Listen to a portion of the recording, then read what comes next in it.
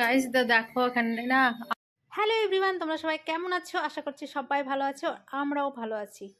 তো চলো আজকের ব্লগটা স্টার্ট করছি তোমাদেরকে সাথে নিয়ে। তো স্কিপ না করে দেখতে থাকো, আশা করি ভালো লাগবে। ছোটই আজকে ব্লগটা দিচ্ছি।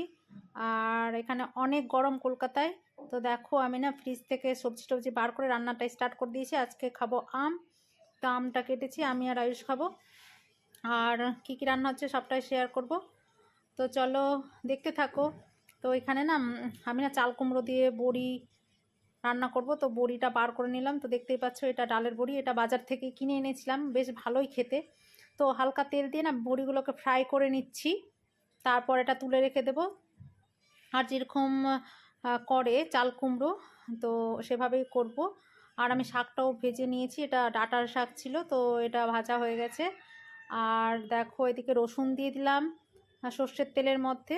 আর এই যে এবার চাল কুমড়োটা না ওই গ্রেটারে কুচিয়ে নিয়েছি। তো সেটা দিয়ে নুন হলুদ দিয়ে একটু ঢেকে রাখবো, কারণ গ্রেটারে গ্রেট করে নিয়েছি, তো এটা টাইম লাগবে না সেদ্ধ হতে। তারপর এটা হয়ে গেলে আহ, এটাতে মশলার মধ্যে দেব সাদা সর্ষে কালো সর্ষে পেস্ট করেছি, সেটাই দেব লঙ্কা দিয়ে। তো দেখো দিয়ে দিয়েছি। এবারে এটা কিছুক্ষণই ঢাকা দিয়ে রাখবো, বেশিক্ষণ প্রয়োজন পড়ে না রাখার। তো তারপর বড়িটা মিশিয়ে দেবো। এভাবেই চটজলদি রান্না, আর কিছু করব না। আবার একটুখানি বৃষ্টি পড়ছে, খুব ভালো লাগছে। দেখো ঝিরি ঝিরি ঝিরি ঝিরি বৃষ্টি পড়ছে। এখন একদম বোঝা যাচ্ছে কিনা ক্যামেরাতে জানি না। তো এই হচ্ছে আজকে কলকাতার ওয়েদার। আর দেখো আমার মানি প্ল্যান্টে অনেক পাতা ছেড়েছে, এগুলোতে আবার পাতা নেই। বন্ধুরা রান্না টান্না করলাম, বাট আজকে সকালে খাইনি। তো দেখো এই যে বড়ির সবজিটা করলাম চাল কুমড়ো দিয়ে, সেটা দিয়ে স্যান্ডউইচ বানিয়ে নিয়েছি। কেউ কি খেয়েছো এভাবে স্যান্ডউইচ? খেয়েছিলাম দুপুরের দিকে। তো আজকে ঘুগনি করব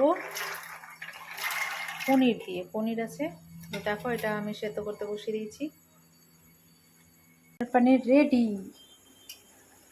এই যে দেখতে পাচ্ছ ধনেপাতা দিয়ে দিলাম। কালারটা কীরকমই দেখাচ্ছে, বাট অনেক সুন্দর এসছে কালারটা, আর অনেক স্মেল হচ্ছে। সাথে ছিল গুড়ের বাতাসার পায়েস। তো দেখো এখানে পায়েসটা আমি না বসিয়ে দিয়েছি, আর রুটি করে নিয়েছি আগেই। আর মটর পনিরটাও কমপ্লিট হয়ে গেছে। তো এখানে দেখতে পাচ্ছ যে গুড়টাও দিয়ে দিয়েছি আর চালটাও দিয়ে দিয়েছিলাম। এবার একটুখানি ভালো করে সেদ্ধ হতে দেবো। তো আর বাইরে হচ্ছে বৃষ্টি। তো বেশ ভালো আজকে ওয়েদারটা, খুব ভালো লাগছে। গরমটা একটু কমেছে বৃষ্টির দরুন।